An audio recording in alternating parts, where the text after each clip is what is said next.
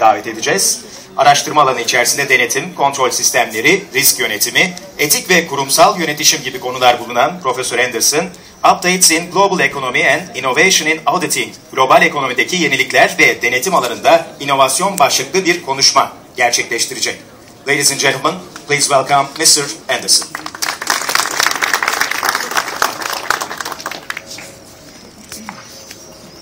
Well, I'm very pleased to be joining you today for your awards ceremony. This is a great opportunity. I'm very lucky to be here. I happen to be here for a conference yesterday at Bosphorus University. I'll get these words right. I'm working on Turkish, but it's going to take a lot more than a couple of days. So you'll have to bear with me. But I'd like to talk to you a little bit today about the global economy and really innovations in auditing that are coming. And let's see if I can make this work. No, I didn't do that. Okay. There's been a lot of recent events. If you look at the world, at least I look at it through the U.S. eyes, I see the last couple of months in the U.S. economy. You've seen great demand. Some of you are familiar with our IPO Groupon. They went public, and they managed to lose then 44% of their initial growth because it turned out that they had a lack of internal controls. They announced the IPO when they issued their financial statements in December. The first thing that was noticed was a material weakness in internal control, as well as a restatement of their revenue. We then see J.P. Morgan. Many of you are familiar with that case, where they managed to lose a few billion here and there. This caused some problems. Sino-Forest, Walmart had a recent incident with Foreign Corrupt Practices Act, and even our issuance of Facebook last week, which was one of the biggest IPOs, at least in the U.S. market, there's been some questions about and some problems with. So we see things such as 44% loss from their initial IPO, Sino-Forest 100% loss, which is basically $5 billion. J.P. Morgan was a $25 billion loss in market cap. Walmart was at $10 billion in market cap. And Facebook, we don't know.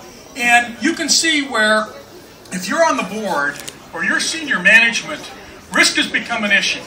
Now, we saw some examples of risk management here a few minutes ago with some rain, and we saw some very efficient planning and success, and I don't think I maybe got one or two drops on me, but excellent risk management. Now, do we have that in our organization? There's clearly a rising demand for risk management. It comes from a number of factors. First of all, technology advancements make things happen so quick. We saw this in J.P. Morgan, we see this in Facebook. Things happen awfully quick. They affect us around the world. So speed of communication and the number of people affected make risk management more essential than ever. Globalization. We're interconnected. What happens in one part of the world, what happens in Turkey affects U.S., what happens in the U.S. affects Turkey, what happens in China affects us all. We're all interconnected. We have these global supply chains with the interdependency of the organizations. So we have a case where something gets into the supply chain in China in our dog food, and all of a sudden in the U.S. it becomes a major issue. So we have, again, management not only within the organization, but across the organizations too, where we have to worry about risk. And finally, an increased demand for accountability in general.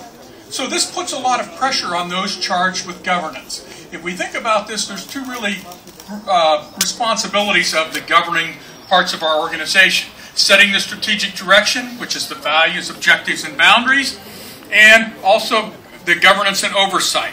And that really is the accountability and value preservation. If we look at that, we see there's two components to this risk management, or this governance. It's really a risk management component, which is really the property of senior management. And then we see the assurance component, which is really the job of internal and external audit. So we see then that if the governance board and senior management in their roles are going to be able to fulfill this, we need to take on our responsibility and provide them with the assurance they need. Now, this has really led to an expanding role of internal audit. That's particularly is an important role in this assurance project or process. Not only to provide assistance to management. Many of you are familiar with Larry Sawyer and his saying back in the 1980s where we were the eyes and ears of management. Internal audit today has really become the eyes and ears of the audit committee, of the board, of those charged with governance. We clearly have an expanding role, and that's important. We also need to think of our organizations a little bit differently. We need to, as internal auditors, view the organization as a network of assurance, and that's the idea I want to get across with you today. That assurance is a very value-added part of internal audit. Many of you know the definition of internal auditing is providing assurance and consulting, assurance and consulting activities to add value to the organization. One of the very critical ways we add value to our organization is through assurance activities and through providing of insight. Some of you are familiar with the new IA value proposition in terms of what stakeholders can expect and what we can deliver as auditors. Clearly two things, assurance and insight. I'm going to deal with today specifically with the assurance activities, and by this we mean assurance provides assistance on an organization's governance, risk, management, and control processes to help the organization achieve its strategic objectives.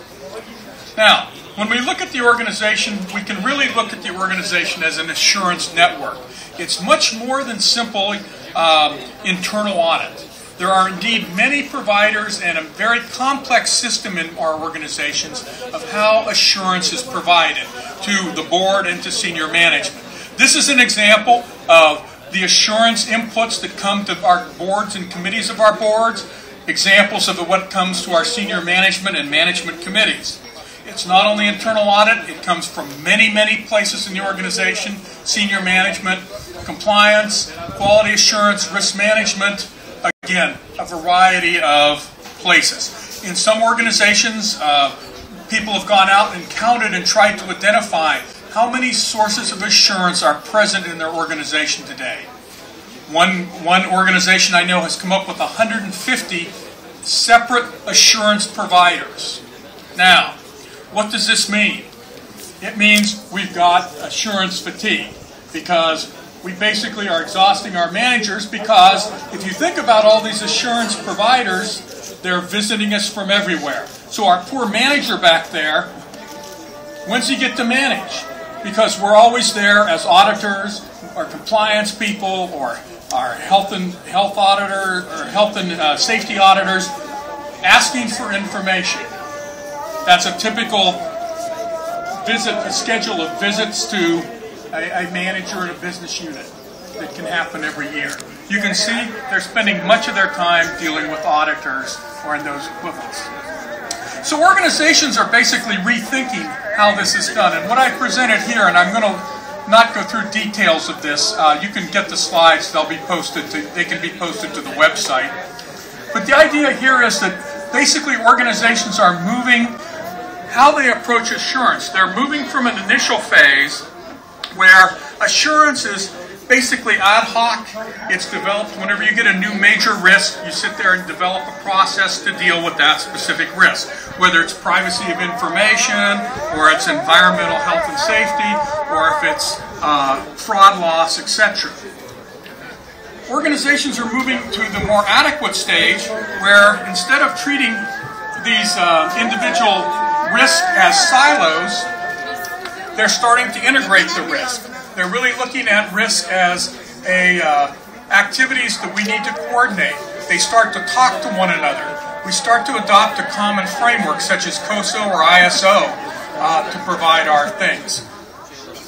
This is kind of where we move then to the next phase. We still have many different providers, a lack of coordination, but this is your typical case of providing audit. Finally, we get to the enhanced phase where we start to get reporting of assurance activities to the board, integrated compliance programs, comprehensive assurance, and we start to get some integration and some cost savings. So we see this is what's going on in many organizations. And then finally, we can move to the next stage. And the next stage is what I want to talk a little bit about, which is really the optimize phase, which is where we have a dashboard of risk for our board online, comprehensive assurance mapping, combined assurance issuance, and so forth. And I want to talk a little bit about this notion of combined assurance. Some of you may be familiar with the South African Governance Code King 3. This is really an excellent document, and what it presents is a very unique concept that is spreading very rapidly throughout Europe, throughout the US, and possibly well into Turkey at this stage. And what it is it says we've got to get this stuff organized and under control. So it really takes a combined assurance approach. And what they require in their governance code is something fairly unique. It said the audit committee shall ensure that a combined assurance model is applied to provide a coordinating approach to all assurance activities. And they have a comply or explain model. And so last year, at the end of December, those companies that issued annual reports, the audit committees began to say, we have in place our combined assurance model, or explain we're in the process of putting in our combined assurance model. Now, what does this entail? It basically takes a method of all your risk and then looks at how is this risk being identified, how is assurance being provided on these risks. And it's saying it comes from many places. It comes from management. That's considered the first line of defense. It comes from various staff functions such as risk management, compliance, maybe SOX functions, foreign practice functions, these types of activities. And then finally we get to the third line of defense, which is independent assurance, which is internal audit, external audit, various regulatory agencies, and so forth. So the question is, we lay that out, and instead of just letting everybody combine their own, we tried to then coordinate this. This is a typical illustration of a place that's been implemented in a utility company in Texas, where they actually implemented this process in the last few months and basically identify where in each business unit the assurance on these risks is coming from.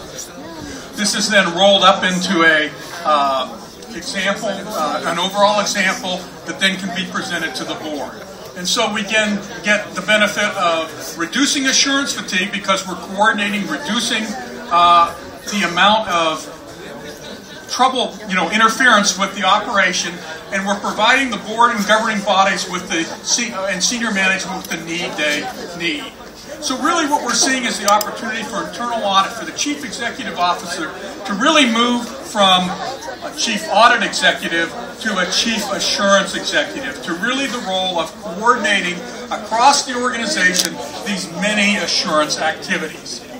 And with that, I'm going to end because I know we have lots to do and we don't want to get rained on. I'll just mention that there's new tools coming from the IAA and from the Research Foundation.